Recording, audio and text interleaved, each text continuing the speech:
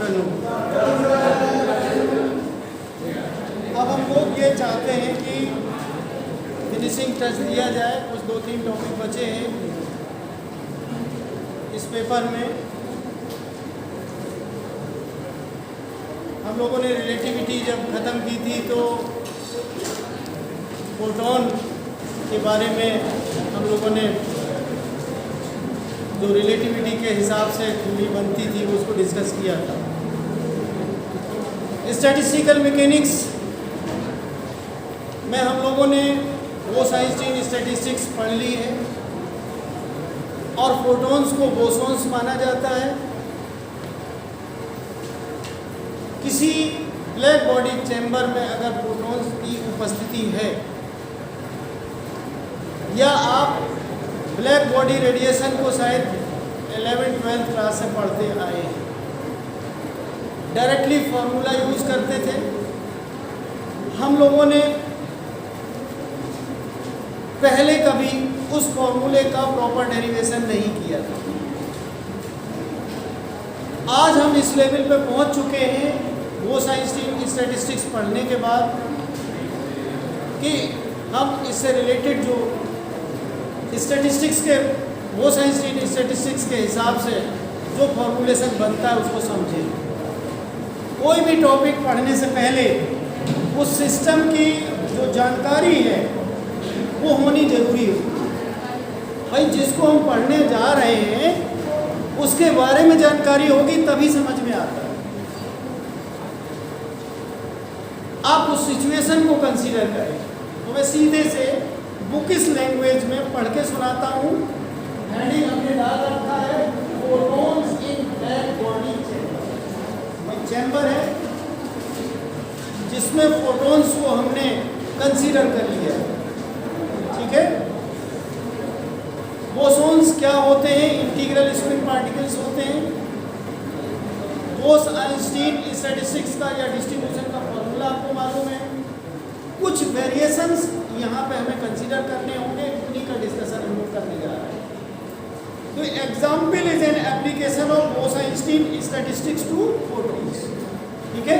ये क्या है? एक एग्जाम्पल है किसके लिए? बोस-आइंस्टीन स्टैटिस्टिक्स के लिए, ठीक है। Radiation from A black body at absolute temperature की, हम टेम्परेचर भी कंसीडर कर रहे हैं कि कितने टेम्परेचर पे हमने ये फोटॉन्स की स्थिति को डिस्कस करना है। And in thermal equilibrium is suppose to consist of light quanta या फोटॉन्स ऑफ एनर्जी, आप जानते हो hν होती है एनर्जी। और जब भी किसी सोर्स से रेडिएशन इमिट होता है तो आप अच्छे से जानते हो कि विजिबल और बिना विजिबल वाला मिला के बहुत सारा फील्ड होता है। जो हमारा विजिबल होता है उसमें भी 7 कलर्स होते हैं। उसके अलावा जो विजिबल नहीं है, इंफ्रारेड है, अल्ट्रावायलेट है और भी वेव्स हैं, तो आप उनको भी उसी तरीके से समझें जो लाइट के रूप में नहीं आप जानते हैं।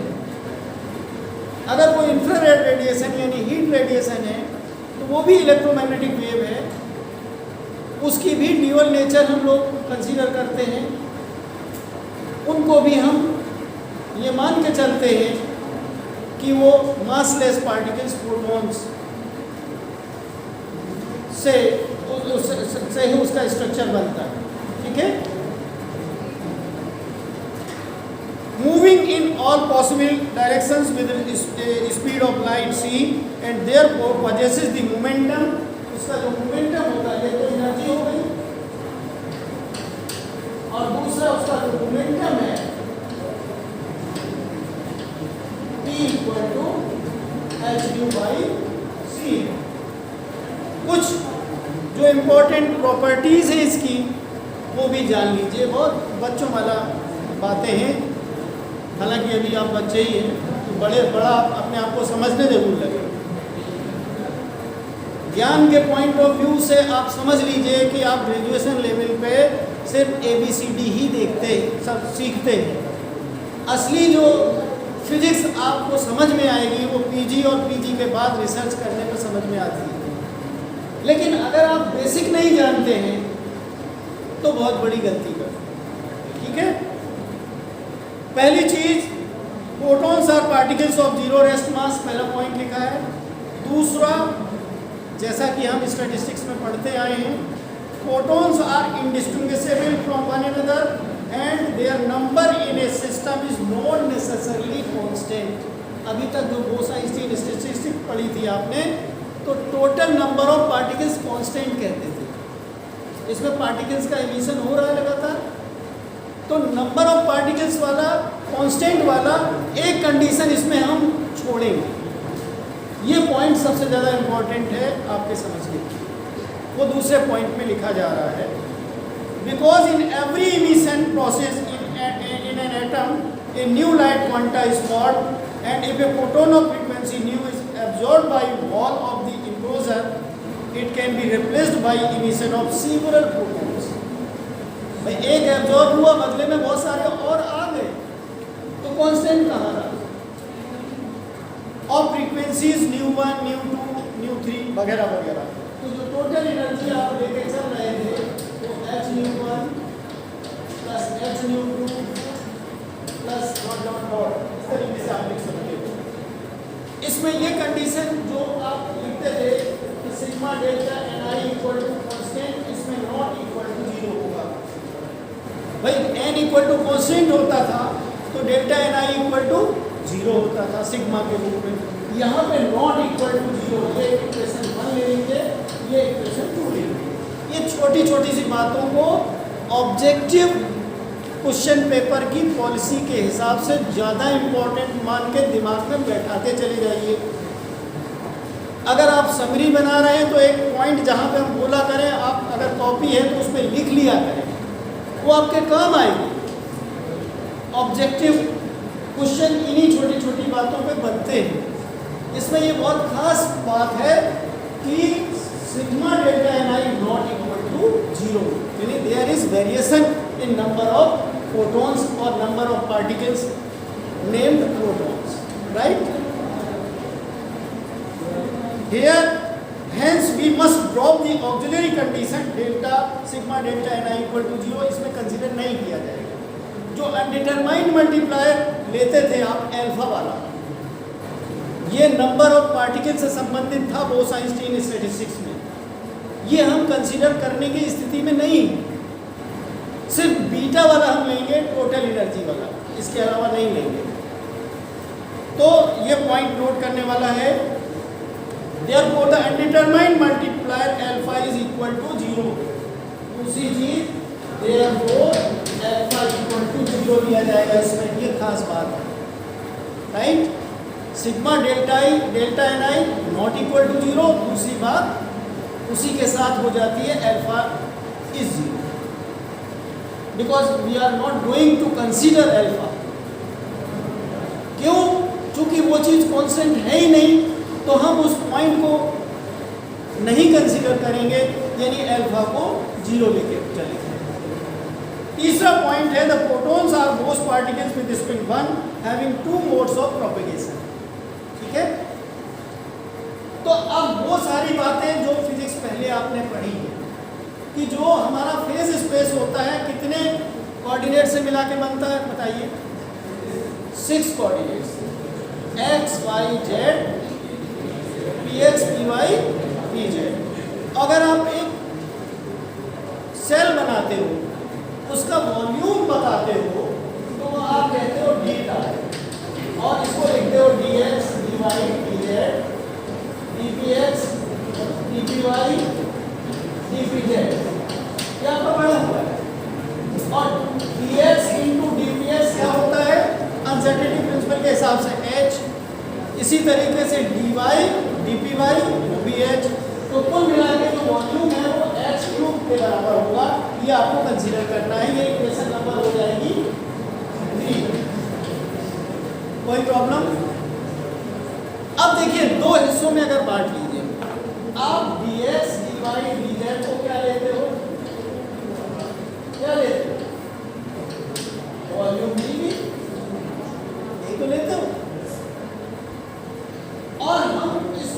देते हैं v, डिफरेंशियल नहीं, हम उतने सिर्फ सेल भर का कंसीडरेशन लेके चले तो v मान लेते हैं, जो नोटेशन इन्होंने लिए हैं हम वही ले लें, ठीक है।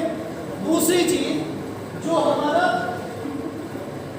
मोमेंटम स्पेस है, काल्पनिक है, मोमेंटम की वैल्यूज होती है, ठीक है। तो मोमेंटम स्पेस की जो वॉल्यूम होगा, जैसे हमने dx dy dz का, वो क्या होगा dpx dpy और dpz, उसका नोटेशन इन्होंने सिग्मा p ले लिया, p माने मोमेंटम। तो सिग्मा p किसके बराबर होगा, ये देखिए v into sigma p equal to H Q, यानी सिग्मा p इक्वल टू जो नोटेशन इन्होंने कंसीडर कर लिया है वो ले रहा हूँ एच क्यू अपॉन v। ये इक्वेशन नंबर आप कौन सा ले रहे हो, पहला हमने क्या लिया है एच क्यू वाला, दूसरे में हमने delta L sigma equal to 0, that means alpha equal to 0, तीसरे में हमने क्या लिया है ये वाला T tau equal to H Q, और चौथे में सिग्मा भी equal to H Q upon v। यहाँ तक क्लियर। अब हम लोग क्या करते हैं, इसको मैं ज़्यादा डिस्कस नहीं करूँगा, जो हमारा मोमेंटम स्पेस होता है अगर p रेडियस का कंसीडर करें तो उसका जो सरफेस एरिया है वो 4 पाई p स्क्वायर होता है। और अगर हम dp थिकनेस लेके चलें तो क्या कहोगे, उसका वॉल्यूम कितना हो जाएगा 4 pi p square into dp। ये हम लोग मैथमेटिक्स ऑलरेडी कर चुके हैं। तो इसमें जो ये मिटा दूं क्या, कोई प्रॉब्लम नहीं, अभी हंसते हंसते 10 मिनट में ये आपको समझ में आ जाएगा। पहले का आपका सब कुछ बोसाइंस्टीन स्टैटिस्टिक्स पढ़ी हुई है और ये स्टेप्स हम कर चुके हैं। The volume of the cell, जो सेल हम कंसीडर कर रहे हैं, सेल आपने समझ जिनकी साइड्स जो है dx dy dz dpx dpy dpz, तो total number of eigen states पहले भी आप निकालते हो, total number of eigen states, इसको आप जीपी डीपी कहते हैं। याद करिए, एक हम रेंज लेते हैं टोटल वॉल्यूम में से P से लेके P प्लस dP के बीच, और जैसे कि आप रेंज उसकी मोमेंटम की ले ली, लेंथ की भी लेते हो x से लेके x प्लस dx, ये तो लेते हो। तो जो मोमेंटम के हिसाब से जो dP dP है, नंबर ऑफ स्टेट्स, ये निकालोगे तो जो आप एक काल्पनिक सेल कंसीडर कर रहे हो p रेडियस वाली, उसका टोटल वॉल्यूम है 4 पाई p स्क्वायर dp। ये आपको समझ आया कि नहीं। और ये जो अभी हम लोगों ने निकाला है एच क्यूब अपॉन v, क्या निकाला था सिग्मा p, क्या निकाला था सिग्मा p, उससे हमने डिवाइड कर दिया एक छोटे वाले को टोटल वाले से, जो थोड़ा सा रेंज पूरा कंसीडर किया हुआ है, तो उसमें संख्या हमने निकाली। ये नंबर ऑफ आइगन स्टेट्स कहलाती है। आइगन स्टेट्स जो हम लोग जो आइगन सब समझा चुके हैं, कभी डिजेनरेसी होती है कि एक एक लेवल में जो और सब लेवल्स बनते हैं उनको कहते हैं हम, तो डिजेनरेसी शब्द भी यूज करते हैं, ठीक है। इसी को हम आइगन स्टेट्स भी बोलते हैं। तो जीपी डीपी की वैल्यू ये आई, राइट। अब आप देखिए, अब हम ऐसे भी लिख सकते हैं ये, और GP DP equal to 4 pi p square upon H Q, और जो v था वो ऊपर जाके यहाँ पे v हो गया इंटू डी। अब कुछ सब्स्टिट्यूशन कर दीजिए। हमने कहा था momentum equal to h nu by c, तो इससे dp कितना आएगा, एच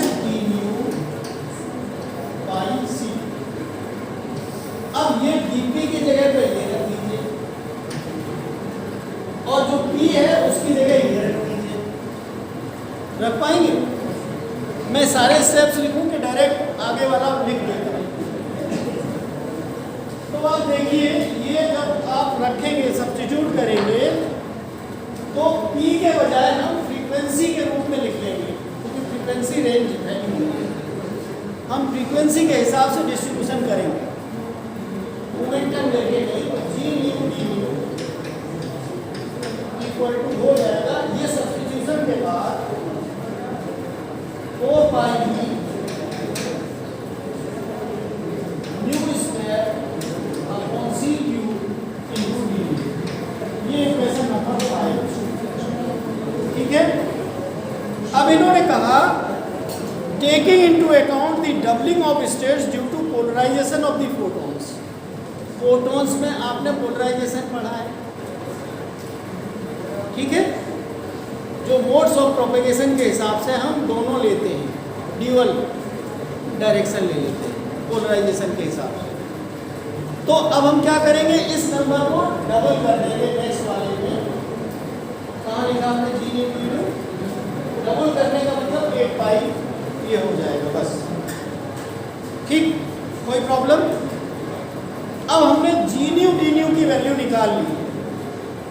अब हम आते हैं सीधे सीधे, अभी तक हमने यहाँ पे कोस आइंस्टीन स्टैटिस्टिक्स वाला डिस्ट्रीब्यूशन फार्मूला यूज नहीं किया।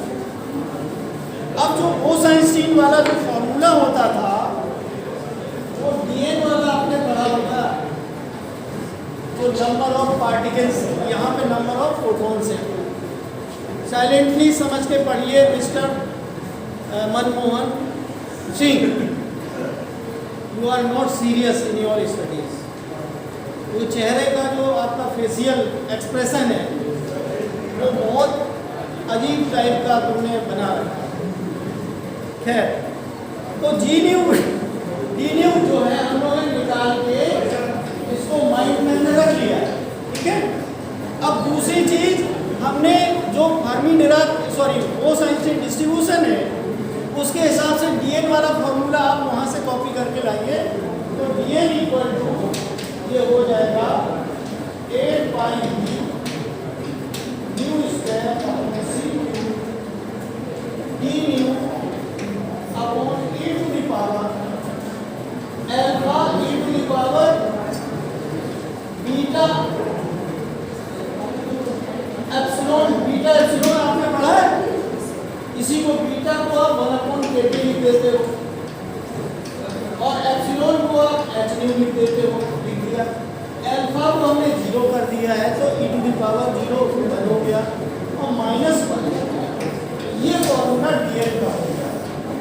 अब इसमें जो b है हम नीचे ले आए, तो dn upon d equal to 8 pi nu square upon C cube D nu upon e to the power h nu upon kT -1। ये इक्वेशन नंबर इसमें 8 के रूप में दिखाई गई। कोई प्रॉब्लम समझने में? तो this equation represent the number of photons per unit volume, क्योंकि वॉल्यूम से आपने डिवाइड कर दिया है, per unit volume lying in the frequency range new and new plus D new. जैसे आप मोमेंटम की रेंज दे रहे थे, हमने मोमेंटम को न्यू के टर्म्स में रिप्लेस कर दिया, तो रेंज अब हमारी फ्रीक्वेंसी के टर्म्स में कहीं जाने लगी है, ठीक है। तो ये हो गया आपका। अब आप देख लीजिए, the energy density of radiation of frequencies between new and new plus D can be found by multiplying equation A by the energy of photon h new. ये तो नंबर बता रहा है पार्टिकल्स का, और आप ये जान रहे हो कि एनर्जी कितनी है h न्यू। अगर h न्यू से मल्टीप्लाई कर दिया जाए तो एनर्जी के रूप में आ जाएगा। तो इसके लिए इन्होंने कहा कि अगर हम ये कहें, इसको तो मैं मिटा ही देता हूँ, इसको अब हमें यूज नहीं करना है, इसके आगे वाला हमने यूज कर दिया है। तो यहीं पे हम कोई इक्वेशन लिखते हैं, एनर्जी के रूप में लिखते हैं। जो नोटेशन इन्होंने लिया है वही नोटेशन में लिख रहा हूँ। एनर्जी को इन्होंने यू से ले लिया, UN डी है, डी फ्रीक्वेंसी की जो रेंज है वो डी न्यू। तो ये dN/d इनको h न्यू करना है, यानी कि इस इक्वेशन में हम सिर्फ h न्यू से मल्टीप्लाई करेंगे। तो h न्यू से मल्टीप्लाई कर लेने पे ये हो जाएगा 8 pi nu square d nu upon c nu h nu upon e to the power h nu upon at minus 1। ठीक है, ये इक्वेशन हो गई। ये हमने 3 पार्ट में उन्होंने अलग अलग करके 2 पार्ट में लिख दिया और सिंप्लीफाई करके इन्होंने कंबाइन करके इस ढंग से लिखा है you new D new D new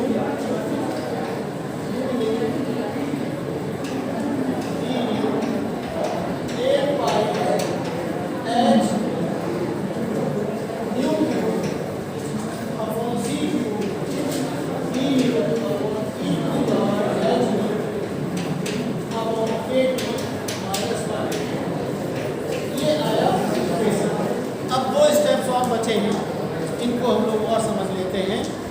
यही जो है इसके बाद 2 स्टेप और करेंगे।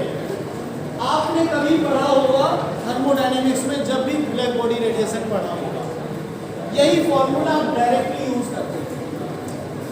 अभी हम लोगों ने जो बोस-आइंस्टीन स्टैटिस्टिक्स थी, उस इक्वेशन को जो बेसिक रूप से जानते हैं उसको यूज किया, और जो फोटॉन्स की जो स्थिति है किसी ब्लैक बॉडी चैम्बर में, उसमें जो बेसिक पॉइंट्स कंसीडर करने थे उनको हम लोगों ने कंसीडर किया। ठीक है, नंबर ऑफ फोटॉन से संबंधित, उसकी एनर्जी से संबंधित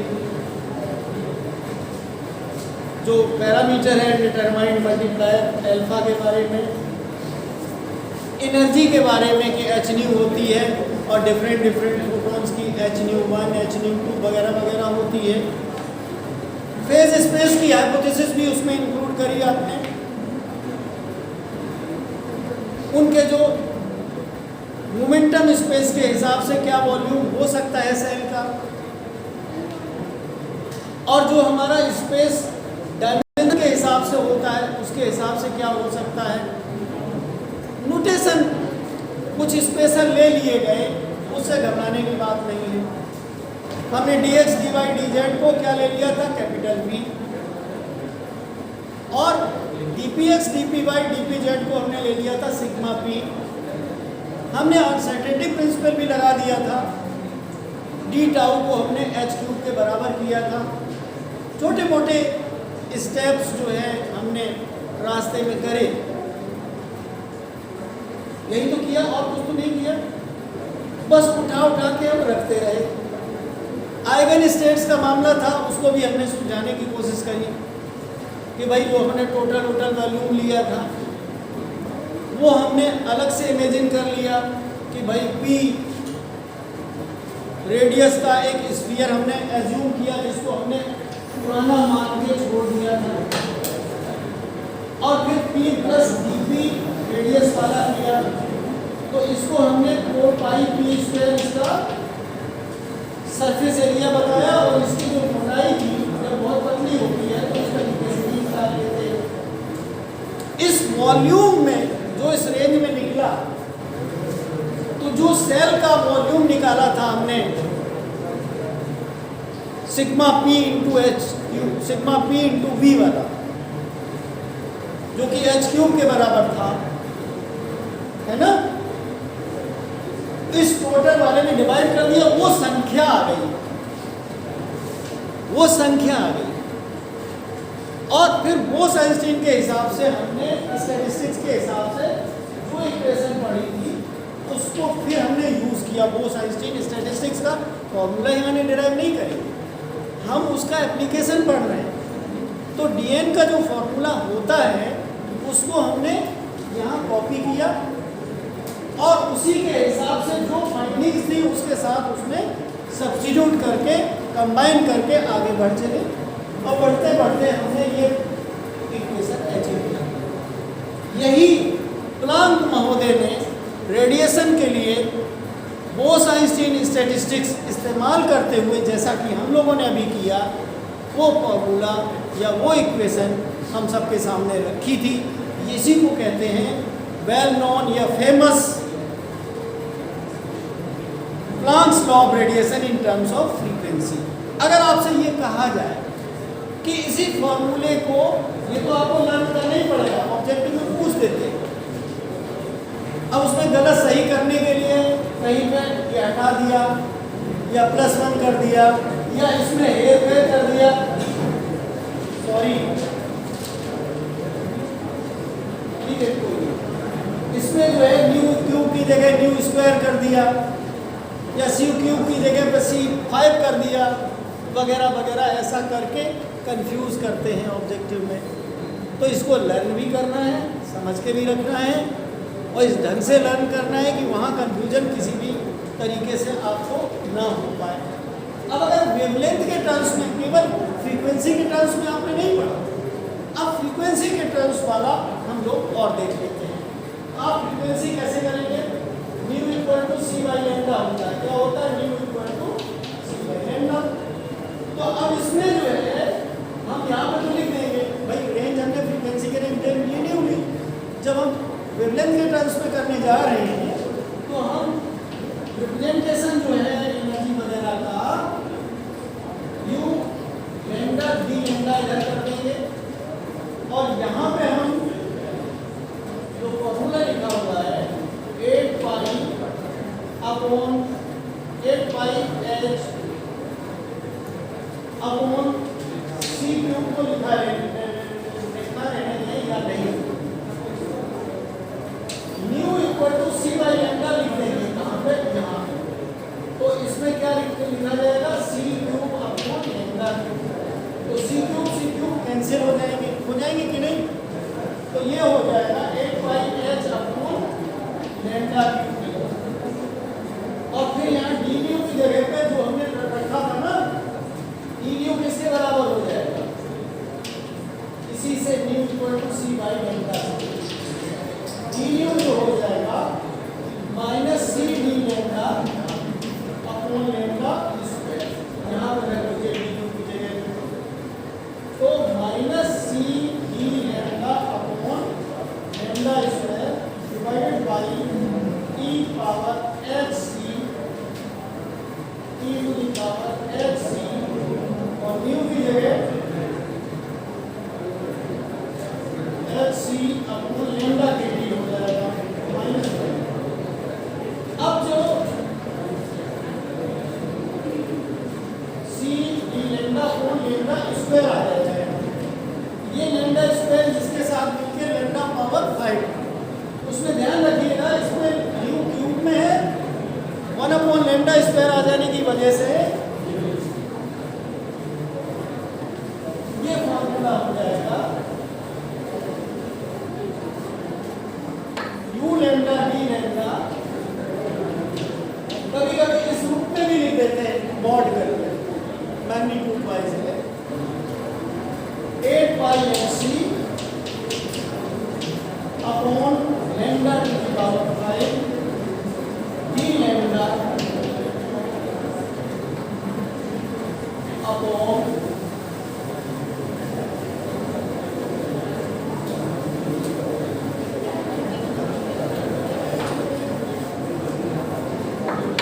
e to the power hc upon lambda.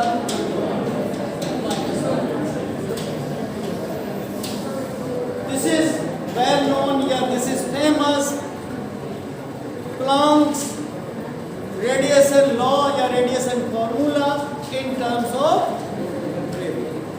यहीं पे आपका ये फिनिश हुआ टॉपिक। इसमें जो आपके शुरुआती कंसिडरेशन है उनको हल्के में मत लीजिए। अगर कोई समझदार फिजिक्स का जानकार है तो उन बेसिक्स से रिलेटेड भी ऑब्जेक्टिव क्वेश्चन बना सकते हैं। ठीक है, दूसरी बात मैं ये कहना चाहता हूँ आपसे, अगर आपको वाकई बहुत अच्छे मार्क्स चाहिए तो इसके पीछे जो सॉल्व अनसॉल्व क्वेश्चंस लगे हुए हैं इसमें भी आप मार्क कर लीजिए। अब बस 1-2 टॉपिक बचे हैं, कल तो ज़्यादातर एक क्लास और ले लेंगे क्योंकि आप लोग का एक प्रोग्राम भी होना है नेक्स्ट वीक में। तो फ्राइडे सैटरडे में एक दिन आपका प्रोग्राम में जाएगा और एक दिन जो है हम क्लास पढ़ा लेंगे। तो इसमें जो क्वेश्चंस हैं, एग्जाम्पल्स हैं, इनको कर लीजिएगा। कोई प्रॉब्लम हो तो हमसे पूछ लीजिएगा, लेकिन कर जरूर लीजिएगा। मैं यहीं पे अपनी बात ख़त्म करता हूँ और आगे जो हम लोग करेंगे वो